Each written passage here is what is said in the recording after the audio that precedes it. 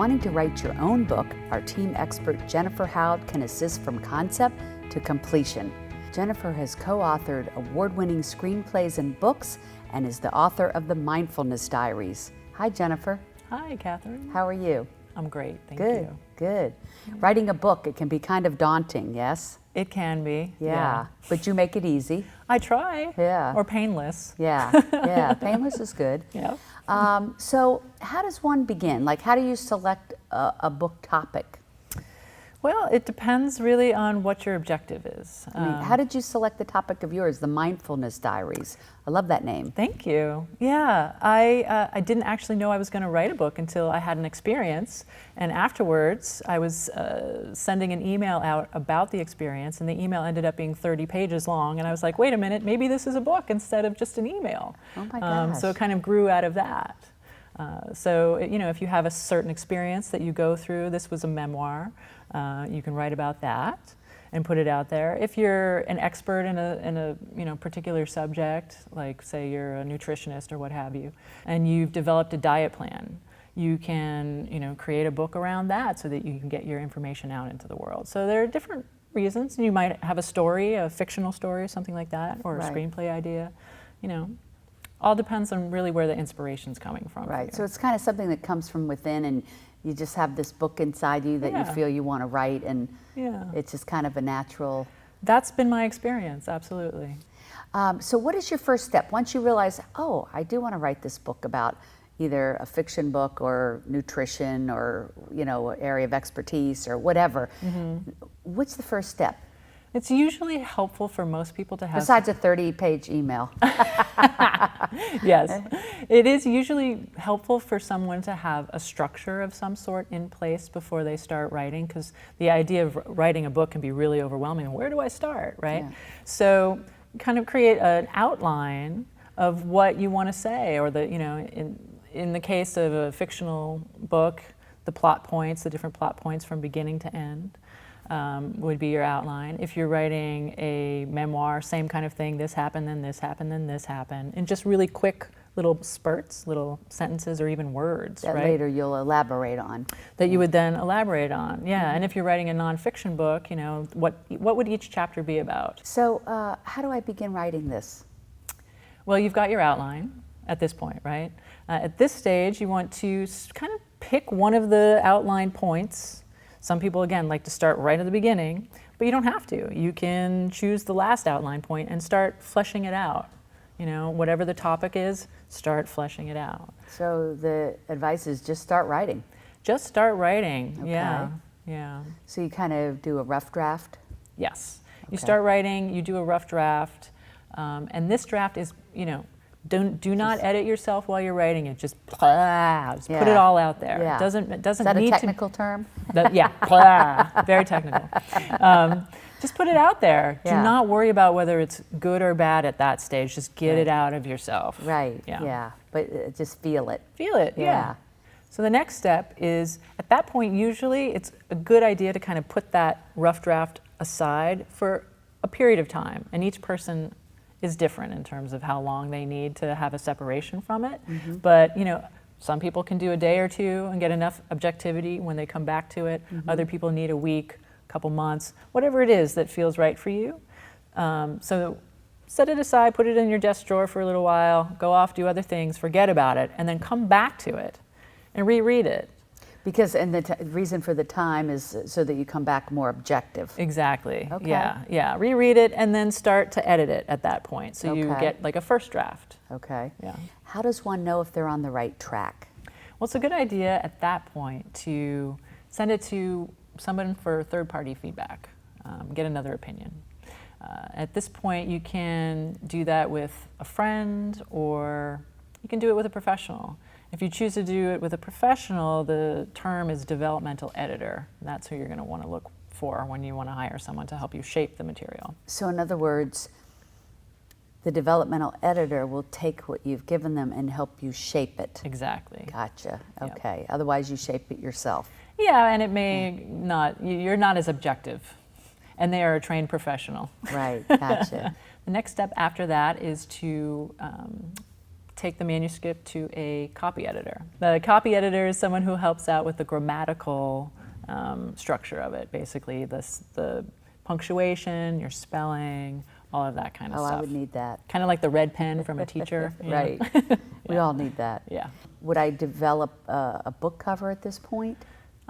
If you're choosing at this point to self-publish, that's when you would solidify your title and get a book cover designed, yes. Okay. And if I am hoping to go the publisher route, then the publisher would actually design the book cover. Yes. Right, yes. okay. Now, if I do decide to self-publish, what do I have to do in order to get the book ready to be published by the printer? Right. So when you're self-publishing, you have a variety of options, and you can be involved as little or as much as you want. With Amazon's Create Space, it's really essentially you upload your Word document and you press a button and boom, you can have an ebook and you can have a print-ready book. And you're really not involved in the process very much. If you want to be more involved with how the book is going to end up looking, you can go with a company like Ingram Spark, which you can also access online. And you'll have just more say in each of kind of essentially how the book is going to look.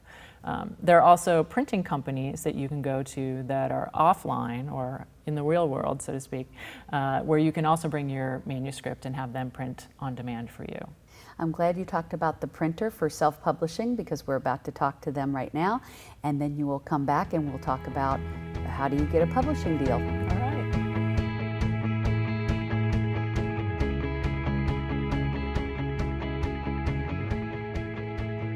Mark Morales owns the Printing Palace in Santa Monica, California. He's been in the industry for more than 30 years, and he's here to talk to us about how do you self-publish your book. Hi, Mark. How are you? I'm good, Catherine. How are you? Good. So, what is the first step to publishing your book besides, of course, I guess, writing it? That would be the first step, right? Exactly. Yeah. Well, there's a lot of steps that you have to kind of take, so it's really a matter of how hands-on you want to be with your own development and your creativity and what you want as far as you want the book to look like. Okay, so you could design the cover, or I could have it designed by myself or someone else and submit it to you camera ready. Correct. It all is going to depend upon how artistically you want the book to look. Okay. So we, in general, we'll need an idea for something for the cover, whether it's a specific image or it's a color theme or whatnot. It's really going to depend on the theme of the book and the tone that you're trying to set with the cover. Okay, so you're saying when you're designing the cover, it's good for you to give input in things like color, simplicity, what you want the creative to look like, give you some direction. Exactly. So that you can create the book cover that they have in their mind. Right. It's your book, so Yeah. we need to make sure that it's a reflection of you. Yeah. And if we just kind of create something for you, then it's really not You. you. Yeah. Exactly. And I would think that the book cover would be one of the most important things, because I would think, I'm going to pick up a book if I like A, the name of it, and B, how it looks. Even if you're just going to sell it on Amazon or online, the cover has to be of interest, Right. or you're not going to get anybody to look at it. And do I decide on things like the font? Yes, that Okay. is up to you as well. On the cover is where you want to get the most probably interesting and creative with it. You want to keep it simple and easy to read on the inside. And do I have a say-so in, like the paper color and weight, things like that? Yes. I mean, Okay. theoretically, books are pretty standard throughout, all the different genres and whatnot. But if you want to get creative and use something particularly special or a color or whatnot, you can. In most cases, it's an off-white, so it's easier to read when it's not quite as stark when you're writing the black font, black type. But I could have purple ink if I want? You could have purple ink if you want, yes. Okay. Now, what formats do you make this in? If you're going to self-publish, it's usually going to be an online book. So there's the email version of it. There's the PDF for like the Kindles and the iBook formats. There'd be a soft cover, which are ones you can actually sell at events or give to friends and family. And then in the extreme case, there's a hardcover book, which is a lot more money involved to make. So it's for self-publishing, might not be a way you want to go unless you want just one or two as a special, keepsakes. Right. But they're all an option. They're all an option. Yeah. If you just can't get something published, you want to publish it yourself, you can do it. And we have Right. clients that do that quite frequently, actually. You know, I've heard it said that they've done research and people hold in higher regard authors than any other profession, doctors or surgeons or lawyers or anything. So, you know, I find that interesting. And I think the reason is, this is just my theory, is because everybody has a book inside them and they want to write that book. So when somebody has actually written a book or several books, they look up to that. And I think it gives them credibility that they actually, you know, saw it through. Yeah, and words are hard. I mean, sometimes you step over yourself when you're trying to talk, let alone putting all those thoughts into paper that Right. makes a cohesive story that, you know, rivets people that they want to read. Do I need to give you the book like completely edited and ready to print? If you are hands-on and you want to take care of that whole thing yourself, then it's just one step for us to do. Then that's a quick and easy process. Some people need more than that, so we can do that as well. So you could do copy editing and... Yes. Can I put photos in the book? You can. If you keep everything black and white, it's no additional charges. If you start getting color photos, then you'll have additional charges for using color as opposed to just one color ink. How many of these books should I print? It's all going to depend on the individual and what they're actually doing. 50 would be the minimum you'd want to do for this purpose. 100 is a better price point, and then once you get to 1,000, it's an even better price point. But again, it's all about you and what you want to do with the book. Do most printers do fulfillment services? I would say most printers do not. It is something we can do. It is an additional service fee on it. And fulfillment, just for the viewer, that means that it could be that it's just ordered and sent out from your facility Right. on a So you per wouldn't purchase basis. They wouldn't actually ever have to touch the book. So we would Right. print it, package it, and ship it to the customer when the order was placed. Right. But most people tend to want to have them, take them to an event, give them to customers, or the most popular now, the digital download, selling them on Amazon and other types of online services. Correct. Yeah. Yeah, most people want them in their own hands so they can control how they get out and who they give them to and be in control of their own, you know, essentially their company. So, Mark, when are you writing your book? Much later, I think. I think I do have a story in me too, though. I think everybody does. A pleasure to have you here. Thank you very much.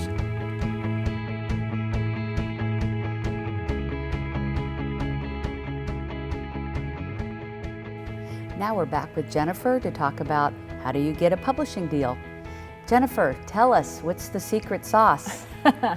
So it depends if you have a fiction book or a nonfiction book.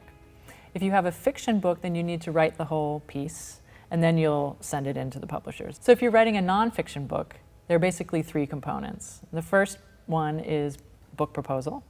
The second one is a query letter. And the third one is trying to find an agent. So can you explain to me what those three things are? So a book proposal is essentially 1 to 2 chapters from your nonfiction book, and then a really good case for why you are the person that needs to write this book. So a query letter is essentially to find out if the book publisher or the agent is interested in the book that you want to write. So you're asking them, hey, are you interested in this topic? You're giving them a synopsis of what the book is. You're giving them maybe a little bit of some bio information on yourself, and asking them, do you want to read this book or read the proposal that I've created for this book? Okay. And so my understanding is that if it's nonfiction, you do the proposal. But if it's a fiction book, you have to actually send the whole book. Yeah, you ask, are you interested in reading this book? And you give Okay. them the synopsis of what it's about, and they say, yes, hopefully. Okay. And then I understand different publishers, different editors have different areas of expertise. So you have to make sure you're sending it to the right niche. Yes. Like someone that's a nutritionist writing a nutrition book has got to go to someone who'd be interested in that particular genre, right? Not just any agent or any publisher. Yes, Yes. you're going to want to do some research beforehand, and there are plenty of resources online that you can find that will tell you what agents are interested in what type of genres. And it really is considered good etiquette to only target the people who you know are going to be interested in the topic that you're writing, and not wasting anybody's time. So I write a book proposal, has 1 or 2 of the chapters as samples, a bio about me and why I'm the best person to write this topic. And then I send a query letter to either the publisher or the agents. And I try to get an agent because I guess they have the relationships, I would think, with the publishers. That would make sense. And how do I go about getting an agent? Like, what's the process there? Well, you've written the query letter and you send it out. And if they're interested, they'll read your book.